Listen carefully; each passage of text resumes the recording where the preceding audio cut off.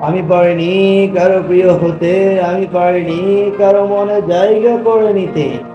এটি আমার ব্যর্থতা নয়, এটি তোমার প্রতি আমার এক অমৃত ভালোবাসা ছিল।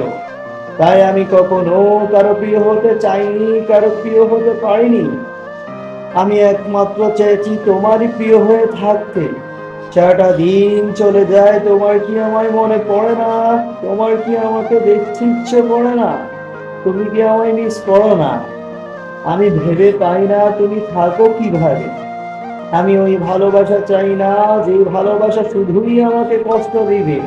আমি ওই ভালোবাসা চাই না, যে ভালোবাসায় তোমার লাইফে আমি একটি বিরক্তির কারণ হয়ে দাঁড়িয়ে থাকবো। আমি অপেক্ষা করব।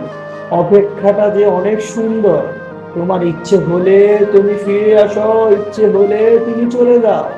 আমি নীল দিগন্তে সূর্যের আড়ালে দাঁড়িয়ে দাঁড়িয়ে শুধু ভেবে যাব। আমি চিন্তা করে যাব, আমি সূত্রধর হয়ে সূত্র লিখতে থাকবো। আমি কারো কষ্টের জন্য কারণ হতে পারি না।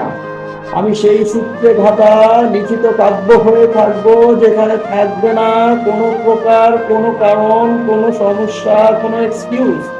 আমি চাই আমি একা একই থাকবো, যেখানে শুধু থাকবে বিশ্বাস আর ভালোবাসা।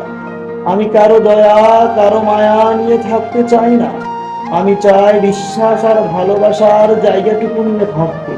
তুমি ভালো থেকো, তুমি সুখে থেকো। আমি অপেক্ষায় থাকবো।